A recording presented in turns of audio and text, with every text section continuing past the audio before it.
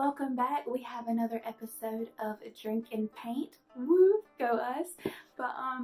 So for this one, I decided to do a Japanese wine, and I'm going to change up my camera angle because I think the last time I did this, I don't know, the camera angle wasn't that good, and the way I was painting, I like the painting that I did, it just wasn't exactly what I wanted, so I'm changing up my angle, which means you won't see my face in this one, or at least part of me anyways. You won't see part of me in it.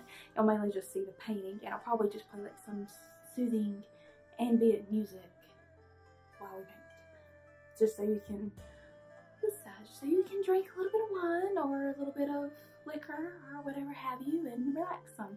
So anyways, for this episode we are going to be doing one of my absolute favorite wines. I'm a wine drinker and I'm a rum drinker. You will find that out through this series. I'm gonna have a good variety of stuff, but mainly, there's another two, I'm sorry. But this one is gonna be, yes, this is a big bottle because this big bottle is only $14 and this wine is so good. I love it. But it's the Kikkoman Plum wine. And if anybody is familiar with the restaurant Miyabi's, this is the wine, this is the plum wine that they serve there for like $6 a glass. This bottle's $14 a total wine. Look how much more you can get out of it, and you can take it home. And it goes with pretty much anything. And I eat Chinese food a lot, so I drink this wine a good bit.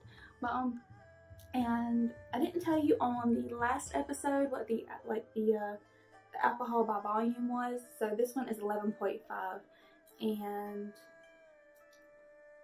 it doesn't say how much is in here, but on the back, I love what they do on the back, is they put that before dinner, for a refreshing wine cooler, mix 1 part Kikkoman Plum wine with 2 parts of your favorite mixer over glass. They tell you like different little drinks and stuff you can make with this, which is amazing, because I know sometimes people will buy the wine because it's cheap, and then after a while you get bored with it. They actually go through the trouble to put like different little mixers and stuff on the back. So I don't know if y'all can really see that. There you go. But yes, I love this wine just by itself, so I get the big bottles. This normally lasts me a good bit too, because I try to not drink this a lot through the week, and I mainly drink on the weekends. At least that's what I try to, unless I've had it really bad, like Monday. We all know how that is, and I embrace my wine. So, but I already know what this tastes like, but I'm going to go ahead and crack this bottle open. It smells so good. It smells like plum. Well, I don't like Kool-Aid, so I'm not going to say Kool-Aid, but like a good plum juice. It doesn't really taste like wine at all. So just pour some in here in my big bottle. And again, I think I'm using a red wine glass because, I mean, it is red. So I'm going to go with that's what I'm supposed to use. At least I think this is my red wine glass. No, this is my white wine glass. I don't know what my red wine glass is, because I know red and white have 2 different glasses. I said that in the last video too. But this is what it looks like whenever you pour it out. It's a nice kind of red color. It kind of matches my hair a little bit. It's a little bit darker except in the light. But okay, so here we go again. We're going to swirl a little bit. We're going to smell. It smells so good. It smells like a plum with sugar is what it smells like. It smells amazing. I love this wine. Yes, I'm being biased right now. I'll live with it.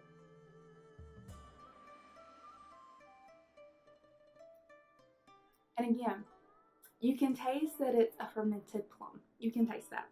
You have to get over that if you drink wine. But it's so sweet and juicy. It's like biting into a plum. If you've ever had like a fresh plum off the tree, I used to have a neighbor that had a plum tree. I would go over there and raid his tree all the time, to the point where he just finally told me that tree was pretty much mine, because I'd eat it all. Just like his pomegranate bush, I'd raid all the pomegranates. But it's a very sweet wine. It is a very sweet wine, I promise you that. So I wouldn't recommend, if you're having like dessert and stuff, I wouldn't recommend this wine with that. But and like if you're having something really hearty, this is probably not the wine to drink with that. Just, I don't feel that it really goes with something really, really hearty, you know, like meat and potato kind of dinner. I feel it goes more like a light, refreshing dinner, like have a salad and this wine. Or like with me, I eat Chinese food and I have this wine. Now I do get kind of a heavy Chinese meal. It's a house lo mein, and it's got like pork and chicken and stuff in it. So that one is kind of heavy for this wine, but I don't care because I love this wine. So that is what I'm drinking. But yes, it's the Kikkoman wine.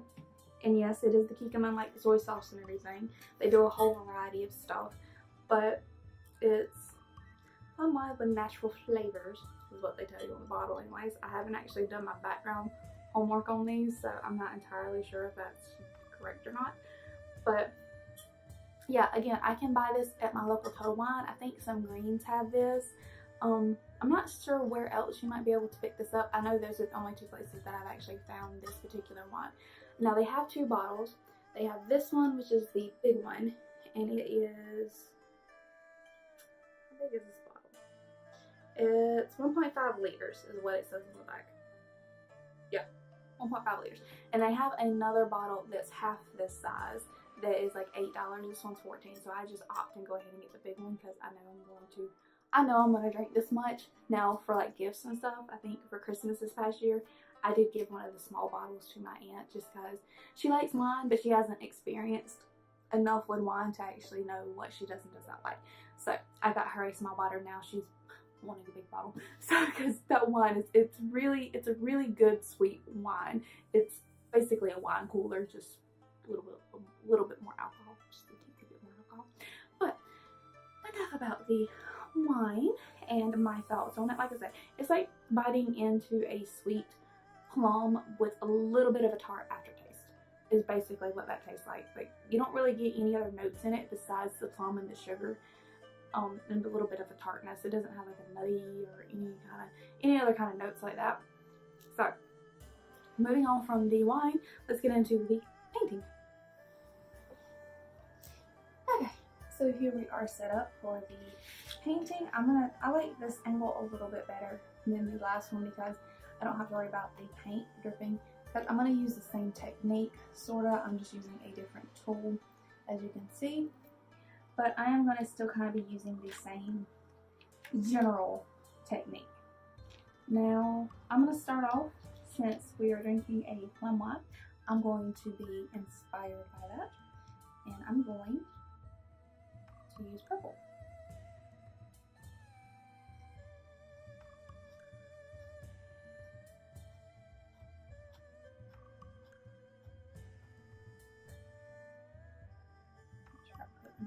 Paint. I'm going to use some purple,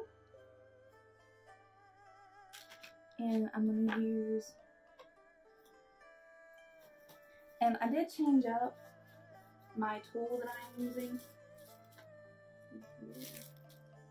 Yeah, I'm using a different, it's a palette knife by the way. I'm using a different palette knife.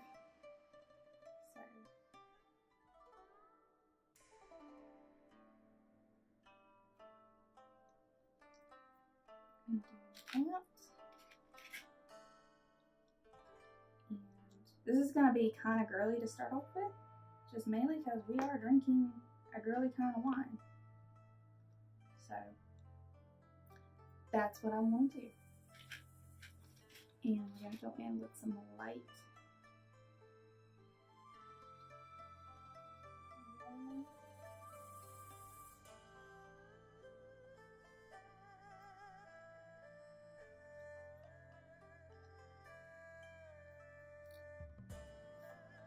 Okay.